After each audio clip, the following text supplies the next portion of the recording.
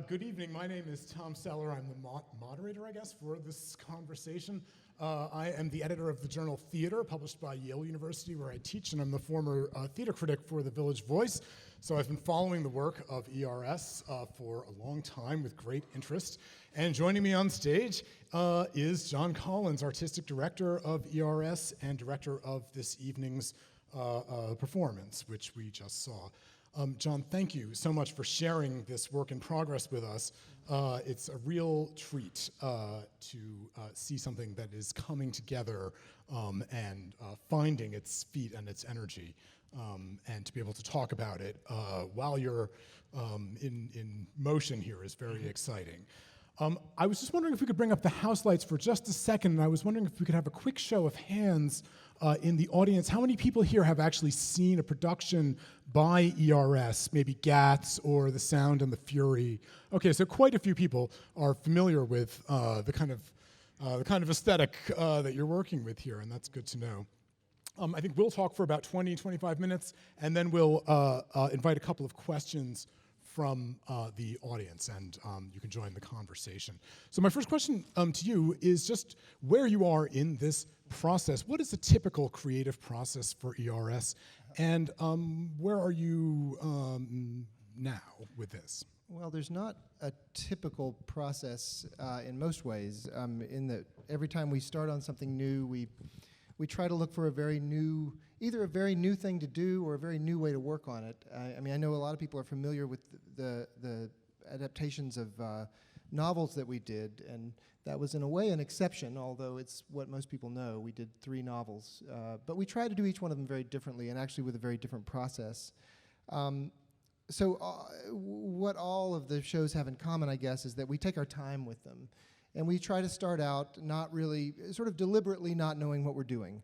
We want to, in some way, discover our process as we go, or at least go into it, with a kind of blissful ignorance about how it's all going to turn out and what it's going to look like. So for this one, we knew we wanted to work on verse, and we wanted to work on a Shakespeare play. And we started by just reading a lot of them, and the inspiration for this one, ironically, because what you just saw was all mostly very, very quickly spoken, but the inspiration for this one was we were reading some famous scenes. We just wanted to work on some interesting famous scenes from Shakespeare as a way in, and we read the Isabella Claudio in prison scene, and our experiment was to do it extremely slowly.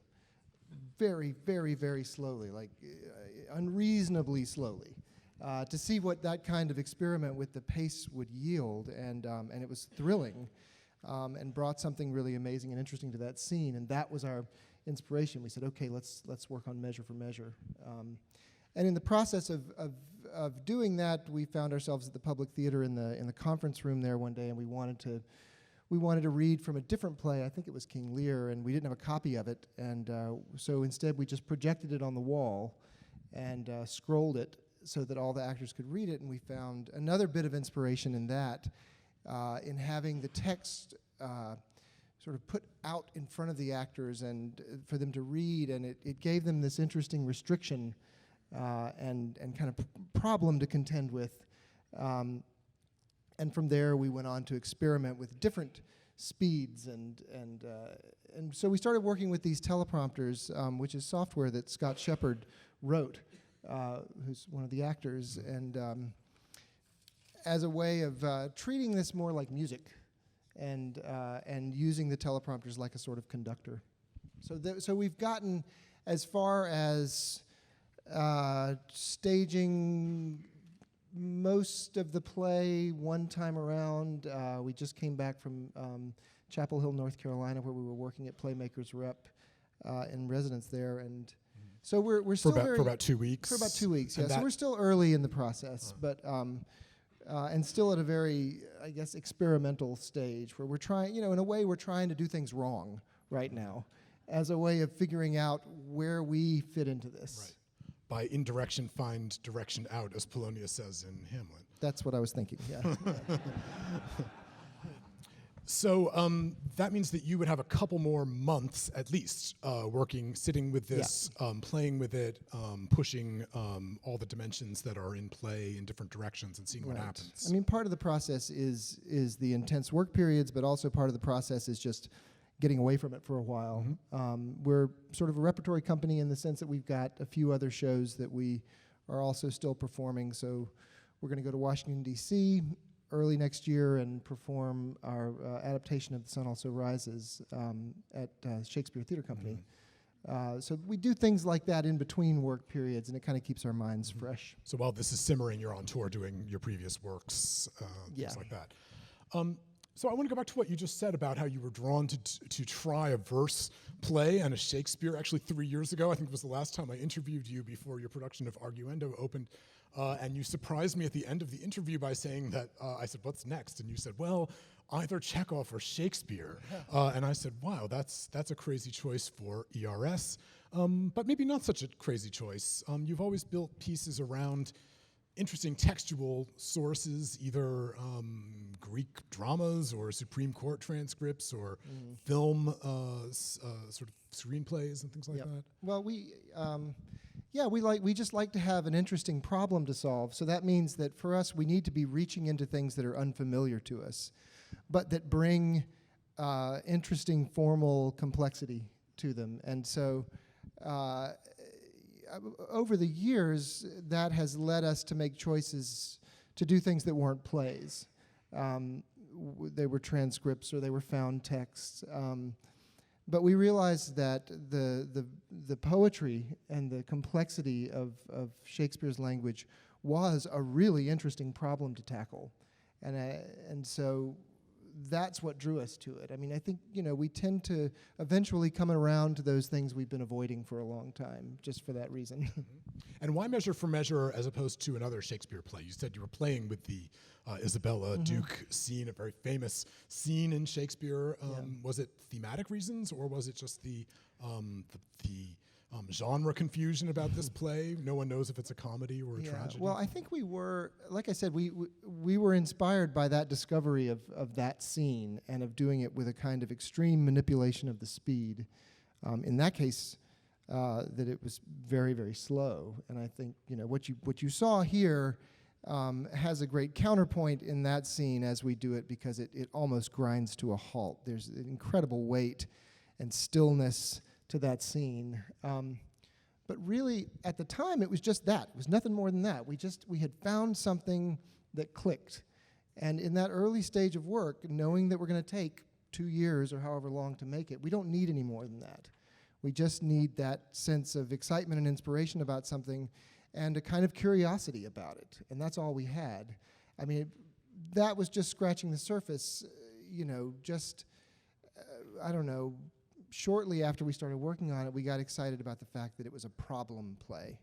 And I think that the kind of ambiguity of Measure for Measure, is it a dark comedy? Is it a tragedy? Is it, and some of the strangeness of it actually attracted us to it. It felt very fertile that way for experimentation. So how are the problems going so far? Do you feel like you're solving them, or do you feel like they're interesting for you to confront? They're very interesting. I mean, I guess something to know about the way we work is that it's actually very important to us that that the work is playful early on. This is sort of our lifeblood as an ensemble is not just making serious work together, but playing together. And so the first thing we had to do was find a way to have fun with this text, to enjoy it. And so the extreme speed was something that we could get excited about, and it was a challenge, and it was almost like a game. And that got us in the door. But then, of course, we began to realize, okay, we need to understand what some of these things mean from time to time. And so now we've sort of thrown the play into this, food processor blender, and we're trying to work our way out of it. So gradually we're looking for the places where the speed really serves it, and if we find places where it doesn't, we try stops and little manipulations, and we can program it all into the teleprompter. So it's sort of a gradual process of peeling away layers as we go through. So with the outer layer just being this crazy fast version of it. I mean, I think I speak for everyone when I say it's pretty virtuosic to watch the performers, and these are really some of my favorite downtown performers who bring so much personality to what they're doing. And one of the things that's interesting to watch is that the virtuosity of it, the speed, allows certain words to pop that you wouldn't otherwise have heard. Do you do you sort of fix these things when you're playing around with it in the rehearsal room and discover them by accident, or are things happening on the stage kind of spontaneously? I think it's a combination. I mean, we do try to pay attention to when a particular sentence needs to be hit hard or needs to pop, or sometimes just a name. But I think we're also doing this as a kind of experiment in trusting the rhythms that are already embedded in this language.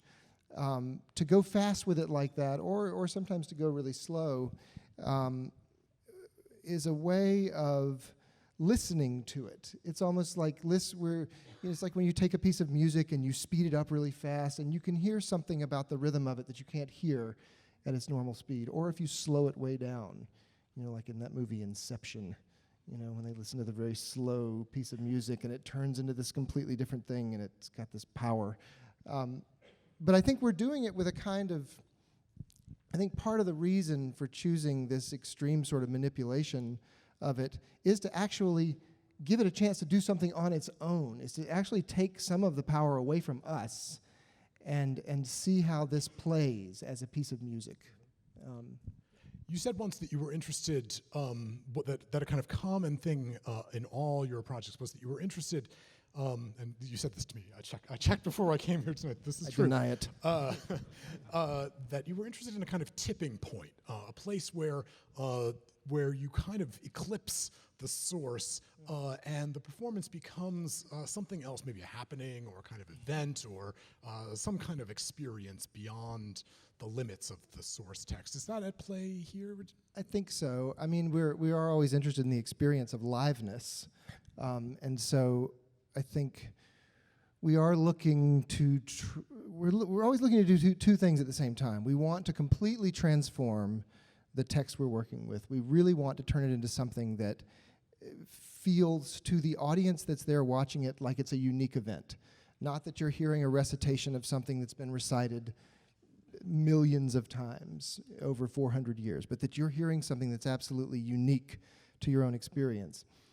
So we push really hard, and we do test the limits of our material with the kind of experiments that we do, but we're doing this in a kind of idealistic and hopeful way that we're going to discover something truthful and unique to the material. So it's a very roundabout way, and it does take us time to get there sometimes. It's a roundabout way of unearthing the material and discovering it.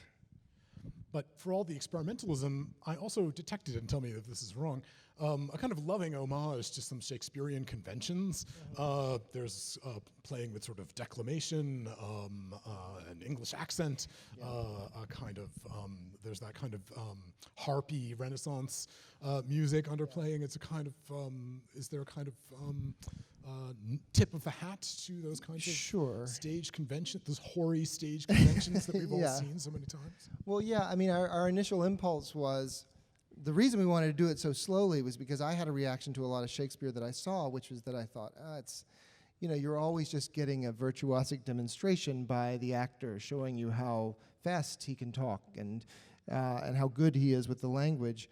And that was what pushed us to try something very, very, very slow, which is a big part of Act 3 as we're working on it right now.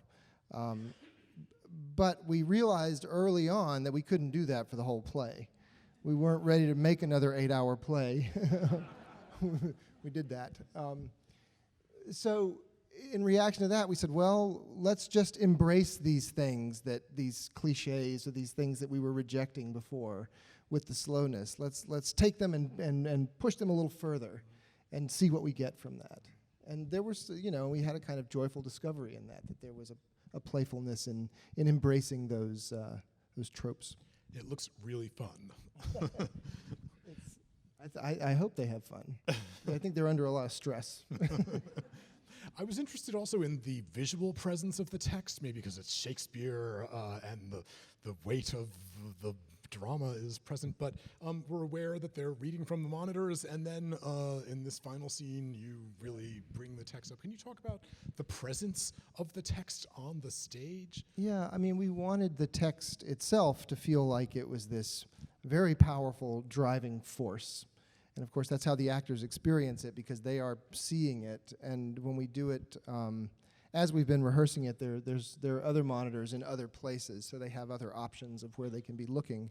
But yeah, I thought from early on that it would be good for the audience to get to participate in that as well, and to see that text moving by and just feel like that it was really this force of nature in the room. And that sometimes it was like a little breeze going through, but other times it was like a big storm that dominated the stage. And it seemed good for we do that with some soliloquies and some other places where you're going inside somebody's head and the text just gets very large. So I'm curious a little bit about what you're discovering in these workshops for 2 weeks in North Carolina. What are you stumbling over anything in this very complicated play that people have been arguing over for centuries, or is it just still a purely playful process for you? We are. What's the headache here? We're getting to know it, and doing it this fast, we repeat it a lot. So it's definitely getting into everybody's head in a particular way. And I think as we finished up in Chapel Hill, we were coming to the end of this play, and the end is one of the much discussed parts of the play, in that it all wraps up very quickly and very strangely, and the Duke is reappeared, and he's ordering people put to death, and then he takes it back, and then somebody else put to death, he takes that back, and then somebody's head is cut off, but it's not who you think it is, and then you marry her and you marry him, and it happens so quickly and just suddenly ends. And I think we were anticipating, as a lot of people do, that we would come up with some comment on that. But one of our discoveries down there was we just ran through it, which we can do. It's a kind of a wonderful thing about having the actors accustomed to reading it like this. They can move around and sort of improvise their way through a scene they've never done before on their feet, without being encumbered by a script, but right there together discovering it for the first time. So we made some interesting discoveries about our own feelings about that ending. There's just been a kind of process of getting familiar with it and hearing things, and we've talked to scholars down there who helped us understand it, and it's a fascinating kind of archaeological project to go through one of these very old plays. Yeah, I was curious about it because the performance itself is such a kind of a gesture to convention in a way, and the play is a kind of famously anti-authority play in a lot of ways. So I was just wondering if that energy was kind of motivating for you in some. The anti-authority sense. idea. Yeah, I just thought there's an anarchic energy work here. Yeah, I think that excites us about it, and there's something. I think I can tell we're on the right track when things start to converge almost coincidentally, and things like the way people talk throughout this play about the word speed and haste, and but speedily, this happens throughout. So it's been kind of fun to see those things meet, and I've lost track of the question. You were talking about where you might be going with this. You talked about the anti-authority. Yeah. Well, there is a kind of chaos to it, and that we've been discovering as we get deeper into it. That this play is about a kind of chaos, about a kind of legal chaos, and obviously there are contemporary resonances, and we're not. We do notice that, and I think it's becoming a part of our approach. But it's almost like it's been compared to a Marx Brothers movie. This play, I've heard that from a few different places, and it makes a lot of sense in a way that the Duke is a kind of Groucho figure. Right. You know, he's almost a kind of wild, subversive comedian. Right. Making mischief, and that appeals to us, and that's made it a lot of fun to work on. I think we have time for maybe 2 questions from the audience, so maybe we could just bring the house lights up here. And I just want to remind everyone that this, because this is a work very much in progress, you might want to think about that as you frame your question, since John might not know the answer to what you are asking I'll do about. my best. Why not? So just to bear that in mind as you ask a question. Yes. So the question is why is the company called Elevator Repair Service? Yeah, we should always start by addressing that. I always forget that doesn't make any sense. Briefly, as a kid, I took a test that was meant actually for unemployed adults that would help them understand what a good job to apply for might be. And I did this, I think I was 11, just for fun, to see what results it would yield. And there were a few suggestions that it had for me, but the one that stuck in my mind was elevator repairman.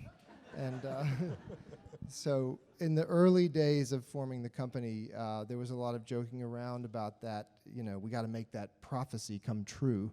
So if we start a company, we have to call it Elevator Repair Service, because that's what I'm supposed to be doing now. That's what I'm best suited for. So,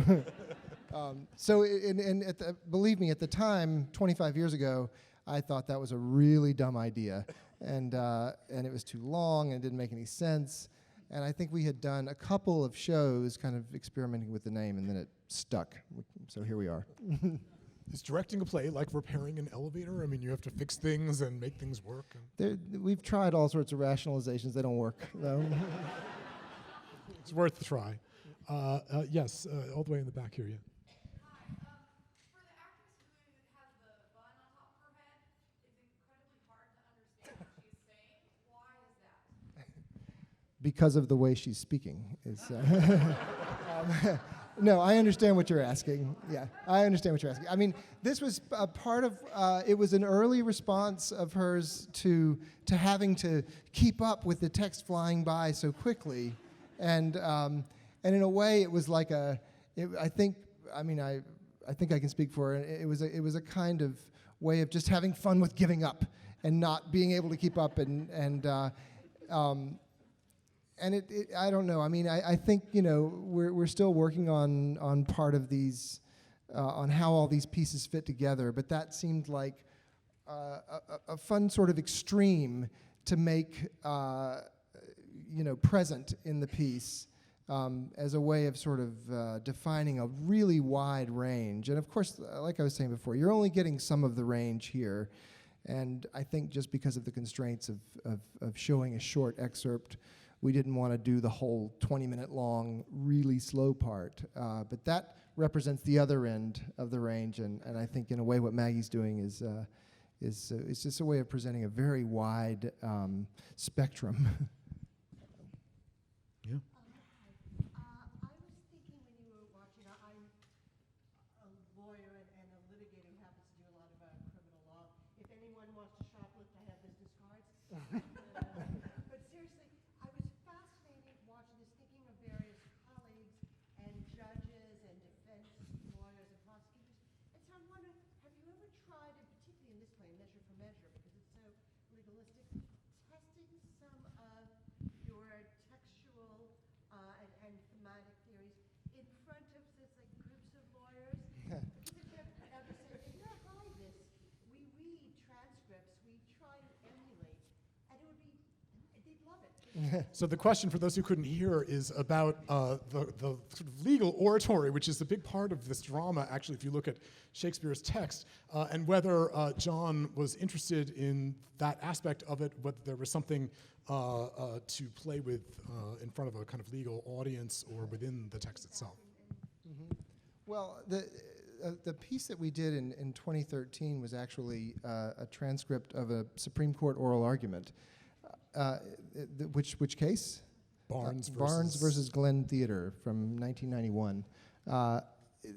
But that was, and that was a piece that actually, of all the other pieces we've done, I'm more reminded of that one as we do this, not just because there's a law enforcement, theme running through this, but also because that was a play in which we had people speaking the exact transcript of this oral argument, and the language was very dense, and sometimes they spoke very fast.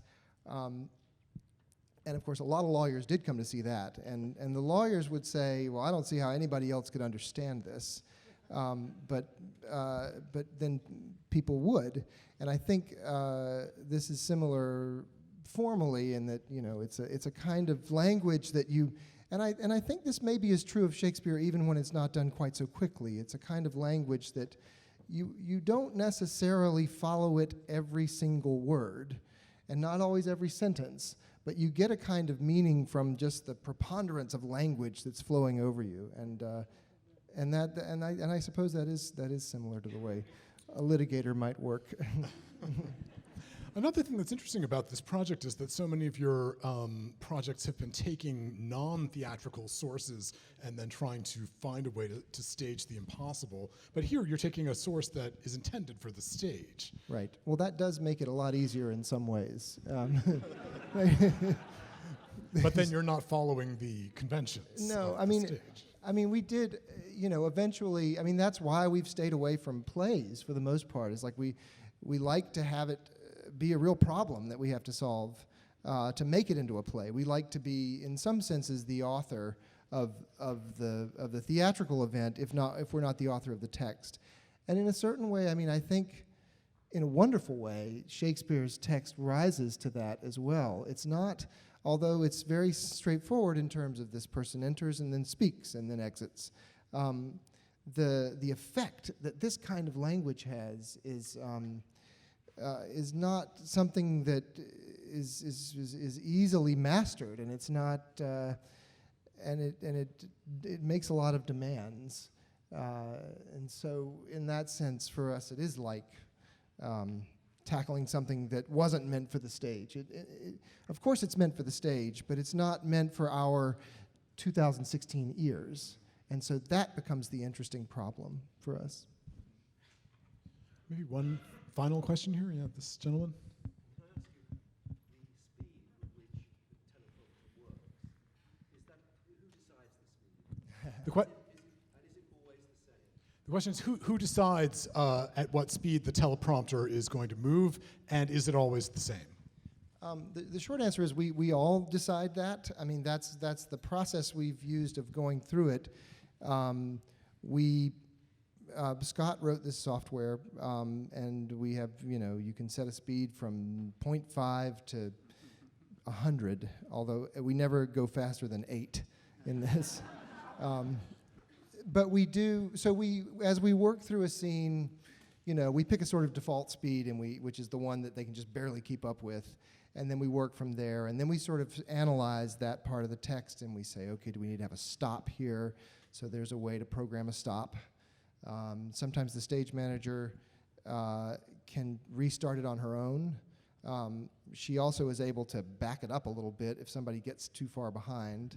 But we make that decision collectively. It's kind of a dramaturgical process, and it is the same insofar as it's programmed in, but we keep changing our minds and tweaking it and making fine adjustments to it. So we're still sort of early in that process of making those fine adjustments. So it doesn't change from night to night. It changes in the rehearsal room and very deliberately. That's right. Yeah. Okay. There are certain ways. There are some speeches, I think, where people have the option to, for example, in some of the ones that go really slowly, the actors have a lot of choice as to how they handle the assignment of staying with the text. They may decide to link this phrase and then pause for a while. And then as it moves a little slowly up, they pick up the next phrase. So they can work within that. Even with the faster stuff, they can make choices, but they're really bound together by the speed because everybody's working at off the same screens. As you're talking, it just occurs to me that you're, more than any other stage artist I know, you're deeply interested in the act of reading. So many of your productions have had that. Do you want to say something about that? Is there a kind of fascination there with? Well, I think I guess we got interested in reading because it was a way of treating text as a way of processing text live. I mean, as you read, you're dealing with text in real time, and so I guess that's why that's part of the reason we were attracted to the reading of The Great Gatsby as the way of doing Gats. And here too, reading is as an active thing, as an active performative action, is exciting, and it's a way of not taking text for granted, I guess, and treating it like something that's active and alive on stage with the actors. Well, certainly this is active and alive on the stage with the actors. And I'm really looking forward to seeing how this will turn out in 2017. Stay tuned. And we are at the end of our discussion. But John, Thanks. thank you so much for sharing these ideas. Thank you.